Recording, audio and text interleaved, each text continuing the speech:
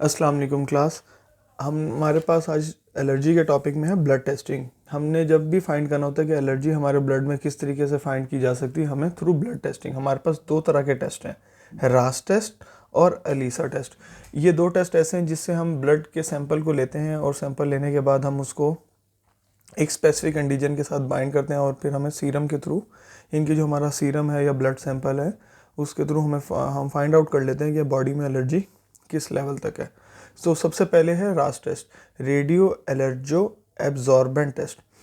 ये रास टेस्ट का मुखफ़्फ़ था, रेडियो एलर्जो एब्जॉर्बेंट टेस्ट। इनके इसमें 3 वर्ड्स शामिल हो रहे हैं।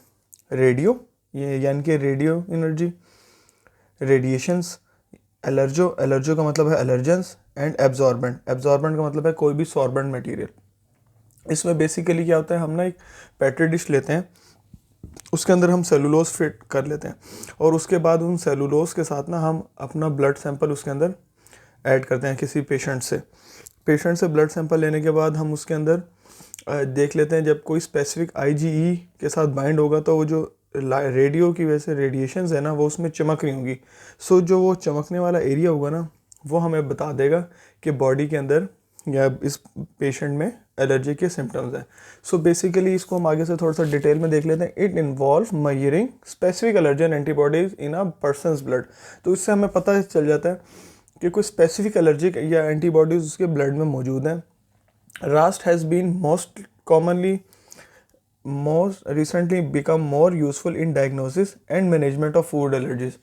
इससे हमें ये भी डेफिनेटली फाइंड हो सकता है फूड एलर्जीज, किसी को सी फूड से एलर्जी है, किसी को कॉन्टिनेंटल फूड से है, या किसी को कोई सब्ज़ी से है, वेजिटेबल से एलर्जी है, तो वो हमें फाइंड आउट कर सकते हैं क्योंकि ये मोस्ट रिसेंटली और मोस्ट कॉमनली यूज़ हो रहा है diagnosis and management of food allergies.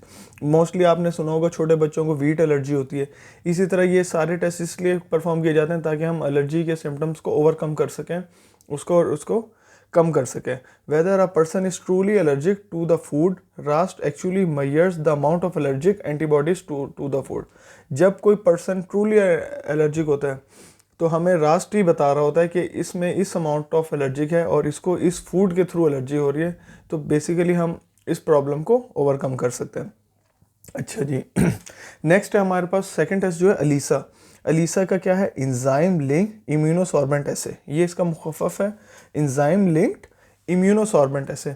यानी कि इसमें इंजाइम का लिंक किसके साथ हो रहा है, इम्यूनोसॉर्बेंट, इम्यूनोलॉजी के साथ भी है, और सॉर्बेंट यानी कि कोई भी सॉर्बेंट यानी कि जो एब्जॉर्प्शन कर रहा है मटेरियल को, ठीक है, is also known as enzyme immuno assay. इसको हम शॉर्ट फॉर्म में क्या सकते हैं, इंजाइम इम्यूनो एसे भी कह सकते हैं, EIA, ठीक है।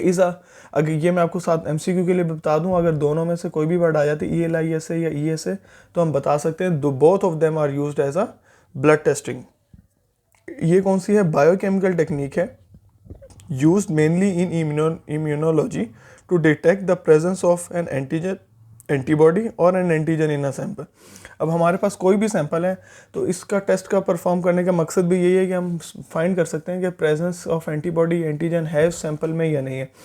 इसमें क्या होगा, हम an unknown amount of antigen is affix to a surface. एक अननोन अमाउंट ऑफ एंटीजन को हम लेके ना उस सरफेस में ऐड कर देंगे जहाँ पर कोई स्पेसिफिक एंटीबॉडी अप्लाइड होगी, so that it bind to the antigen.